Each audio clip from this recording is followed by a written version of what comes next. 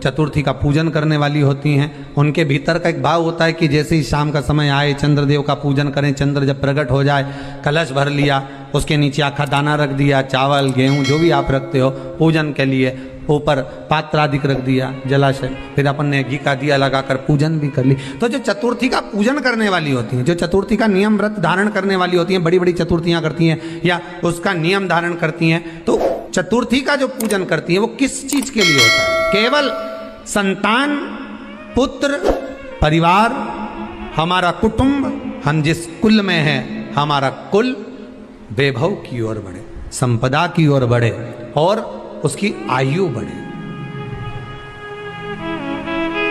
उसकी आयु बढ़े, वैभव बढ़े। बहुत ध्यान दीजिएगा महाराज, चतुर्थी की पूजन में जो आप आखा दाना रखते हो, गेहूं वगैरह कुछ भी जो भी रखते हो, उसकी बड़ी महत्वता होती है महाराज। यहां तक कहा गया है, चतुर्थी की कथा तो आप लोग पढ़ते होंगे, जो लोग पढ़ते हैं उनको मालूम होगा, चतुर्थी की कथा में लिखा है, चौथ माता के व्रत में वर्णन किया गया है कि वो आखा दाना जो रखा जाता है, मान लो कोई जरूरी काम होता है तभी आखा दाना को रखा जाता है, संभाल के रखते हैं कि हम इस काम के लिए जा रहे हैं और हमारा ये कार्य सफल होना चाहिए। तो जिसने चतुर्थी का व्रत करा है, जिसने चंद्रदेव का पूजन करा, चतुर्थी का व्रत करा, वो गणेश जी से विनती करके वहां से 2-4 आखा दाना उठा ले, और जो व्यक्ति का काम अटक रहा है अपने ही घर का, पर दूसरे कुल को नहीं देना, अपने ही कुल के अंतर्गत जो काम अटक रहा है उसकी जेब में, उसके पल्लू में उस चीज को रख दिया जाए। तो चतुर्थी जो अगली आती है, जैसे आप महीने की करते हो तो महीने की, और आप जैसे करते हो कि 4 अलग बड़ी बड़ी चतुर्थी करते हो तो उसके अनुसार आपका कार्य सिद्ध होता ही है। उस आखे दाने का इतना महत्व होता है क्योंकि चतुर्थी का व्रत करने वाली माता जब व्रत करती है तो स्वयं चतुर्थी की कथा में लिखा हुआ है कि पार्वती जी गणेश जी से चतुर्थी की कथा बचवाती। चतुर्थी की कथा बाची किसने थी? स्वयं गणेश जी महाराज ने। और सुनी किसने थी? माता पार्वती। बाचने वाले गणेश जी थे, सुनने वाली माता पार्वती थी।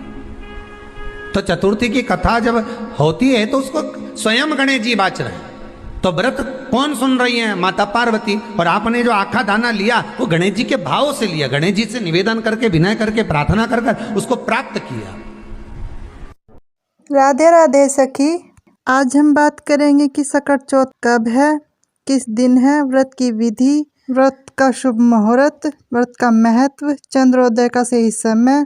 लेकिन उससे पहले यदि आपने अभी तक हमारे चैनल को सब्सक्राइब नहीं किया है तो प्लीज़ चैनल को सब्सक्राइब कर लें।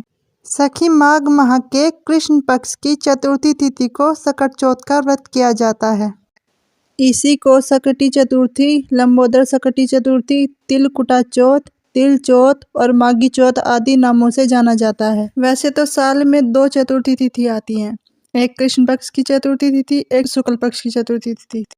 इस प्रकार साल में कुल 12 चतुर्थी तिथि आती हैं, लेकिन माघी चतुर्थी इनमें सबसे महत्वपूर्ण मानी गई है।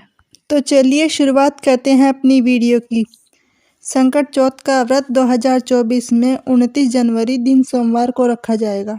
चतुर्थी तिथि का प्रारंभ होगा 29 जनवरी प्रातः 6:10 से और समाप्ति होगी 30 जनवरी प्रातः 8:45 पर। 29 जनवरी को चंद्रोदय का समय रहेगा रात्रि 9:10 पर।